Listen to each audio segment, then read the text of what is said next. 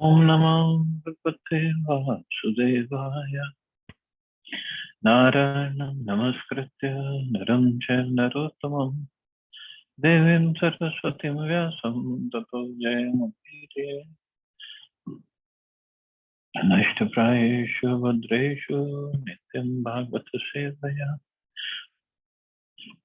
Bhagavati Uttam Shloke Bhaktir Bhavati Naishtiki. So continuing with the discussion on Krishna book, chapter 88, Deliverance of Lord Shiva. So yesterday we studied how Vrikasur, he worshipped Lord Shiva, he pleased him, he used to cut off flesh from his body and offer in the Vedic sacrifice. But finally, after 6 days, when Lord Shiva didn't show up, he started cutting his head off to offer in the sacrifice. Lord Shiva appeared. He said, I'm pleased with you. Just stop doing all these sacrifices. What do you want? So what did he ask was, whichever person's head I touch with my hand, that person should die. His head should burst into pieces, crack open, and the person should die. And then he wanted to try it out on Lord Shiva himself, because he saw Parvati and he saw, well, I should be the one enjoying Parvati. Why is Shiva enjoying Parvati? So Lord Shiva ran all over the universe and he finally came to Shvetadvip, Vaikuntha. And then Lord Narayan appeared as Brahmachari speaking. He started and he came to Vrikasur. So now we study further. Lord Narayan offered his respects and obeisances unto Vrikasur just to attract his sympathy and attention. Thus stopping the demon, the Lord addressed him as follows. My dear son of Shakuni, you appear very tired, as if coming from a very distant place. What is your purpose? Why have you come so far? I see that you are fatigued. So I request you to take a little rest. You should not unnecessarily tire your body. Everyone greatly values his body only because with the body one can fulfill all the desires of one's mind. We should not therefore unnecessarily give trouble to our body. This Lord Narayan is telling this to Vrikasur, who had been performing tapasya. And Lord Narayan said, we should not unnecessarily give trouble to our body. But this is just to entice him, just to attract him. The Brahmachari addressed Vrikasur as a son of Shakuni, just to convince him that he was known to his father, Shakuni. So this is obviously not the same Shakuni from Mahabharata time. Vrikasur then took the Brahmachari to be someone known to his family, and therefore the Brahmachari's sympathetic words appealed to him. Before the demon could argue that he had no time to take rest, the Lord informed him about the importance of the body, and the demon was convinced. Any man, especially a demon, takes his body to be very important. Thus Vrikasur became convinced about the importance of his body. Then, just to pacify the demon, the Brahmachari told him, my dear Lord, if you think that you can disclose the mission for which you have taken the trouble to come here, maybe I shall be able to help you so that your purpose will be easily served. Indirectly, the Lord informed him that because the Lord is a supreme Brahman, he would certainly be able to adjust the awkward situation created by Lord Shiva. So this is indirect. Directly you are saying, so why did you come here? Why did you take the trouble to come here? Please tell me. I'll try to help you. The demon was greatly pacified by the sweet words of Lord Narayan in the form of a brahmachari. And at last he disclosed all that had happened in regard to the benediction offered by Lord Shiva. The Lord replied to the demon as follows. I myself cannot believe that Lord Shiva has in truth given you such a benediction. As far as I know, Lord Shiva is not in a sane mental condition. When he had a quarrel with his father-in-law, Daksha, he was cursed to become a pishacha, ghost. Thus he has become the leader of the ghosts and hobgoblins. Therefore, I cannot put any faith in his words. But if you still have faith in the words of Lord Shiva, my dear king of the demons, see, this is how he is using all these fancy words. Then why don't you make an experiment by putting your hand on your own head? If the benediction proves false, then you can at once kill this liar, Lord Shiva, so that in the future he'll not dare give out false benedictions. So he completely bewildered this demon by his sweet words. As a brahmachari is saying, Shiva, he doesn't speak truth.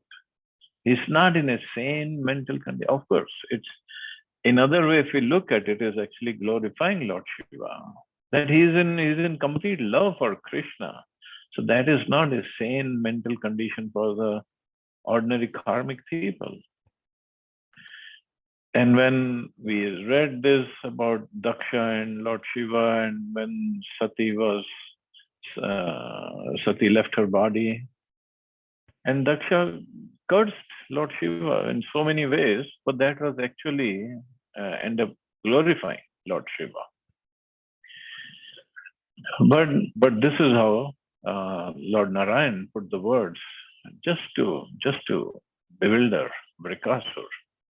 And he said, just put your hand on your head, and nothing will happen. And if the benediction proves false, then you immediately kill Lord Shiva. In maybe another kalpa, this pastime happens, and Lord comes out as a very beautiful lady, Mohini Avatar, another Mohini Avatar. So all the demons, they are attracted by women. And such beautiful women, when Lord becomes a woman, how beautiful that would be. So then they had a competition of dance. So while dancing, Lord put her hand on her head. And the demon was following the moves. And in the move, he puts his hand on his head, and his head cracked open and he dies. In this way, by Lord Narayan's sweet words and by the expansion of his superior illusion, the demon became bewildered and actually forgot the power of Lord Shiva and his benediction. He was thus very easily persuaded to put his hand on his own head. As soon as the demon did that, his head cracked as if struck by a thunderbolt, and he immediately died. The demigods from heaven showered flowers on Lord Narayan, praising him with shouts of all glories and all thanksgiving, and they offered their obeisances to the Lord. On the death of Vrikasura, all the denizens in the higher planetary systems, namely the demigods, the Pitras, the Gandharvas, the inhabitants of Janaloka, showered flowers on the personality of Godhead. Because this Vrikasura was such a big demon, even Lord Shiva was running away from him. What to speak of other demigods? They would really be terrified of him. But Krishna saved them all. Thus, Lord Vishnu, in the form of a brahmachari, released Lord Shiva from the impending danger and saved the whole situation.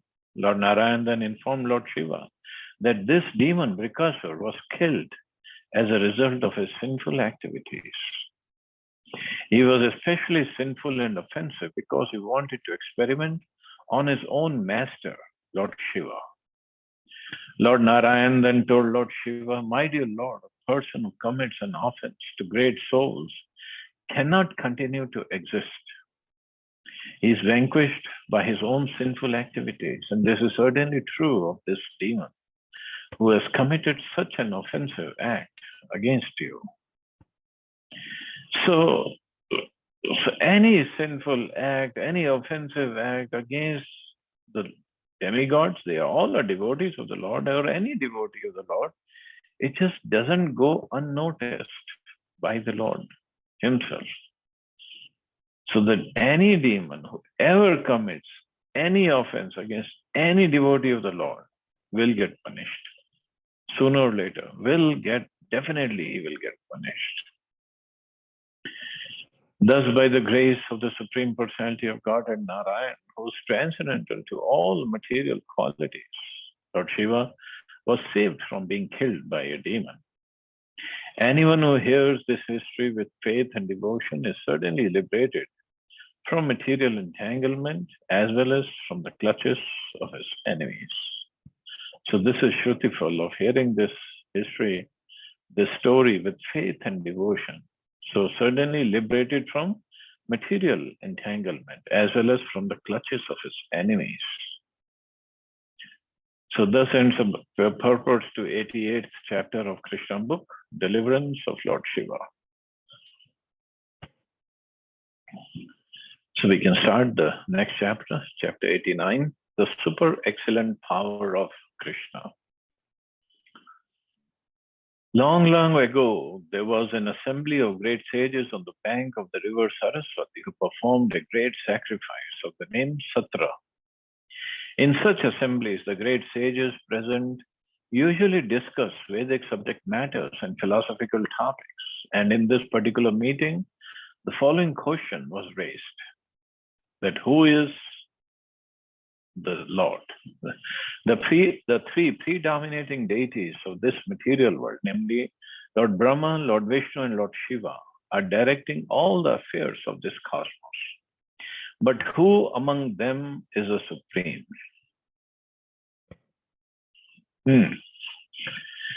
So this is a wonderful question. But how come the sages came to this? They should all know who is the supreme, but somehow, because everybody, different people follow different Puranas, and different Puranas talk about different things. So this question came up: who is the supreme? After much discussion on this question, the great sage named Bhrigu, the son of Lord Brahma, was deputed to test all three predominating deities and report to the assembly as to who is the greatest. So he was chosen as the person who would go and figure out who's the greatest and come back and report. Being thus deputed, the great sage Bhrigu Muni first of all went to his father's residence in Brahmaloka. The three deities are the controllers of the three material qualities, namely the qualities of goodness, passion, and ignorance. The plan decided upon by the sages was for Bhrigu to test which one of the predominating deities possesses the quality of goodness in full. So then it would be assured of that, okay, this person or that Lord is the supreme, one who is completely in goodness. Therefore, when Bhrigu Muni reached his father, Lord Brahma, because Bhrigu wanted to test whether Brahma had the quality of goodness, he purposely did not offer his respects to his father, either by offering obeisances or by offering prayers. It's a duty of a son or a disciple to offer respects and recite suitable prayers when he approaches his father or spiritual master. But Bhrigu Muni purposely failed to offer respects, just to see Lord Brahma's reaction to this negligence. Lord Brahma was very angry at his son's impudence, and he showed signs which definitely proved this to be so. He was even prepared to condemn Bhrigu by cursing him, but because Bhrigu was his son, Lord Brahma controlled his anger with his great intelligence. This means that although the quality of passion was prominent in Lord Brahma, he had the power to control it. Lord Brahma's anger and his controlling his anger are likened to fire and water. Water is produced from fire at the beginning of creation, but fire can be extinguished with water. Similarly, although Lord Brahma was very angry due to his quality of passion, he could still control his passion because Bhrigu Muni was his son. So it's also mentioned that we can commit offenses in three ways. First is by our mind, by our words and by our actions. So here he just committed that offense by his mind. He just didn't say anything wrong, didn't do anything wrong against Brahmaji either. He just didn't pay obeisances, didn't say anything, didn't offer prayers. And just seeing this impudence, Brahmaji got angry. And it was correct. But then he controlled himself. He said, no, he's my son, just let him go. After testing Lord Brahma, Bhrigu Muni went directly to the Mount Kailash, where Lord Shiva resides. Bhrigu Muni happened to be Lord Shiva's brother. So Bhrigu Muni is son of Brahmaji, and Lord Shiva's brother because Lord Shiva, Sadashiv, expands himself as Lord Shiva and comes through between the eyebrows of Lord Brahma. So this way, he is Lord Shiva's brother. Therefore, as soon as Bhrigu Muni approached, Lord Shiva was very glad and personally rose to embrace him. But when Lord Shiva approached, Bhrigu Muni refused to embrace him. My dear brother, he said, you are always very impure. So now he is committing offense by his words.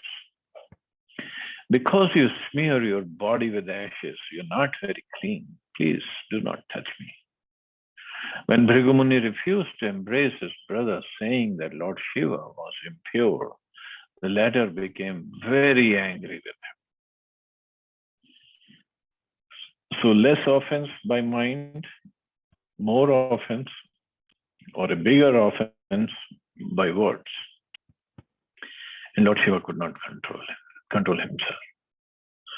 Lord Shiva got very angry. It is said that an offense can be committed either with the body, with the mind, or by speech. Bhrigu Muni's first offense committed toward Lord Brahma was an offense with the mind. His second offense committed towards Lord Shiva by insulting him, criticizing him for unclean habits was an offense by speech. Because the quality of ignorance is prominent in Lord Shiva. He's not under ignorance.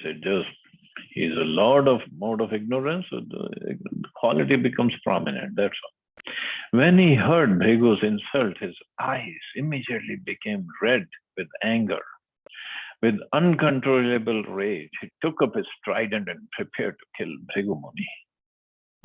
At that time, Lord Shiva's wife Parvati was present. Her personality, like Lord Shiva's, is a mixture of the three qualities, and therefore she is called Trigunamayi. In this case, she saved the situation by evoking Lord Shiva's quality of goodness. She fell down at the feet of her husband, and with a sweet word, she talked him out of killing Bhrigu Muni. So Shivji had picked up his Trishul, ready to kill Bhrigu Muni, but Parvati Devi stopped him. After being saved from the anger of Lord Shiva, Bhrigu Muni went directly to the planet Shvetadvip, where Lord Vishnu was lying on a bed of flowers in the company of his wife, the goddess of fortune, who was engaged in massaging his lotus feet. So that's where the bigger pastime happens. So she was engaged in massaging the lotus feet of Lord Vishnu. There, Bhrigu Muni purposely committed the greatest sin by offending Lord Vishnu by his bodily activities. The first offense committed by Bhrigu Muni was mental, the second was vocal, and the third was corporal, or by body. These different offenses are progressively greater in degree. An offense committed within the mind is a positive offense. The same offense committed verbally is comparatively more grave, and when committed by bodily action, it is superlative in offensiveness. So it's first of all, we should not be committing any offense, but if we have to, or since we are not purified yet completely, but we should keep this in mind. As long as if we commit by mind, the mental offense, it is still okay. We can still be forgiven. But verbal and bodily offenses, It's very difficult. So Bhrigu Muni committed the greatest offense by kicking the chest of the Lord in the presence of the goddess of fortune. So Bhrigu Muni, when he actually went to see Lord Vishnu was residing, as Prabhupada, lying on a bed of flowers in the company of his wife, the goddess of fortune, who was engaged in massaging his lotus feet. So Bhrigu Muni went there and he kicked the chest of the Lord, saying, I have come here. A Brahman has come and you're lying there, you're sleeping. What kind of etiquette is this? What kind of manners are these? And sleeping and making your wife work and massaging your feet? You're a very lazy person. Things like that, he said. Of course, Lord Vishnu is all merciful. He did not become angry at the activities of Bhrigu Muni. For Bhrigu Muni was a great Brahman. A Brahman is to be excused even if he sometimes commits an offense. And Lord Vishnu set the example. Yet it is said that from the time of this incident, the goddess of fortune, Lakshmi, has not been very favorably disposed towards the Brahmins. And therefore, because the goddess of fortune withholds her benedictions from them, the Brahmins are generally very poor. Bhrigu Muni's kicking the chest of Lord Vishnu was certainly a great offense, but Lord Vishnu is so great that he did not care. The so-called Brahmins of the Kali Yuga are sometimes very proud that a great Brahman like Bhrigu Muni could touch the chest of the Lord with his foot. But in fact, when Bhrigu Muni kicked the chest of Lord Vishnu, it was the greatest offense. Although Lord Vishnu, being greatly magnanimous, did not take it very seriously. Lord Vishnu did not take it seriously, but Lakshmi Ji took. So that is why Prabhupada said she doesn't go to the Brahmins' houses. And this is what she cursed Bhrigu Muni. And through Bhrigu Muni, all the Brahmins. And then Bhrigu Muni also cursed her. That you will be chanchala. Means you will not stay in somebody's house for too long, somebody's family for too long. So that's why she keeps on moving. But the Lord, he just sat there smiling, hearing the cursing back and forth.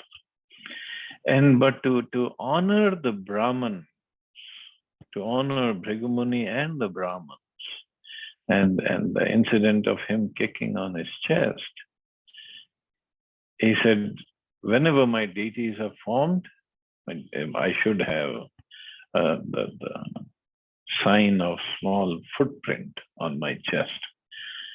That will be the footprint of Brahmans. That this is how much I love the Brahmans. Brahmans means devotees also, yes. Of course, as devotee, we have no such inclination of kicking the chest of the Lord. But this is his mercy towards the Brahmins. And then what he did? Instead of being angry or cursing Bhrigu Muni, Lord Vishnu immediately got up from his bed, along with his wife, the goddess of fortune, and offered respectful obeisances to the Brahman. He addressed Bhrigu Muni as follows: My dear Brahman, it is my greatest fortune that you have come here. Please, therefore, sit down on this cushion for a few minutes. My dear Brahman, I am very sorry that when you first entered my home, I could not receive you properly. It was a great offense on my part, and I beg you to pardon me. You're so pure and great that the water which washes your feet can purify even the places of pilgrimage. Therefore, I request you to purify the Vaikuntha planet where I live with my associates. My dear father, O great sage, I know that your feet are very soft like a lotus flower, and that my chest is as hard as a thunderbolt, and I am therefore afraid that you may have felt some pain by kicking my chest. Let me touch your feet to relieve the pain you have suffered. Lord Vishnu then began to massage the feet of Bhrigu. So this is how much he loves his devotees. The Lord continued to address Bhrigu Muni. My dear Lord, he said, my chest has now become sanctified because of the touch of your feet. And I am now assured that the goddess of fortune, Lakshmi, will be very glad to live there perpetually. Of course, this was also Lakshmiji's basis of anger. I stay on that chest. How can you kick my Lord's chest where I stay? Another name for Lakshmi is Chanchala, indicating that she does not stay in one place for a long time. Therefore, we see that a rich man's family sometimes becomes poor after a few generations, and sometimes we see that a poor man's family becomes very rich.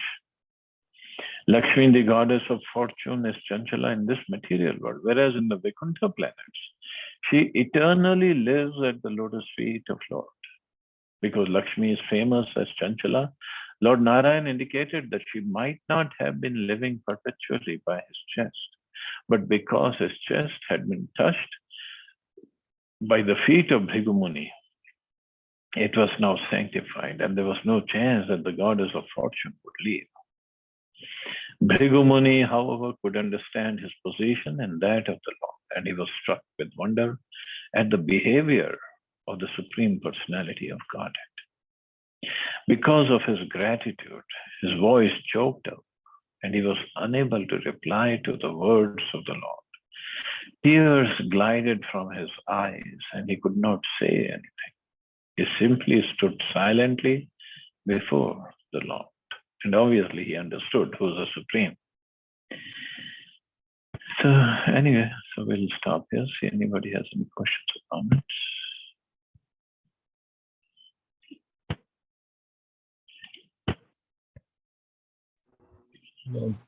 Beautiful paths.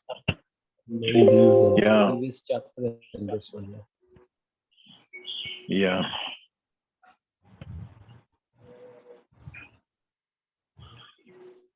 So, Prabhuji, one question. When we say servant of the Lord, Supreme Personality of Godhead, servant in the sense, are we saying devotee, or rather we call it, in Hindi it's called sevak, because servant also means knocker. So that is material definition. Mm-hmm. So when Prabhupada said devotional service, so service means a devotee is always thinks, I am a servant. Even the topmost devotee, Srimati Radharani, she thinks I am a servant of God. I am servant of Krishna. Even if the mood is of Madhurya, but the prime motive is to serve. But that service is out of love, not out of like a slavery. That's not the service. That service is out of love. But everybody, as Chaitanya Mahaprabhu also said, Ekela Ishvara Krishna Arsa Bhritya. Bhritya means servants. But the service is out of love. Like a mother takes care of her child. Mother is serving the child, nourishing the child. But that is out of love. So that is the real service. And in fact, in Shastra, the real word is not nokar. Nokar is, I don't know, Hindi or Urdu word. But the real word is kinkar. Kinkar. So kinkar means kim karoti, iti kinkar. Means he is always asking, मैं और क्या करूं? What should I do for you? Mm-hmm. So Hindi, Srimad Bhagavad Gita, the Hindi version which we have. So I think it's written as devotional service, who present the devotional, offers devotional services, or serve the Lord. क्या कह सकते हैं? So sevak. Sevak. That's the right word. Yeah, right word is sevak. Actually, the reason of asking this is, Prabhuji, on a layman term, this is at the very beginning, somebody will hear servant. They say, okay, this is servant means that servant.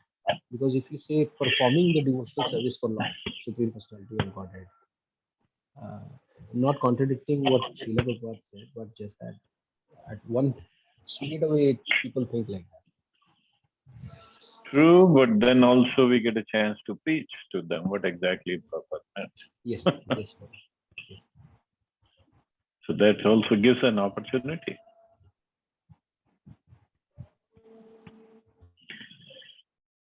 Okay, so I guess we can stop here. You all have a safe. I can explain that this is what. Sure. Thank Sure. you. Hare Krishna. Hare Krishna. Jai Srila Prabhupada. Jai Shri Ram.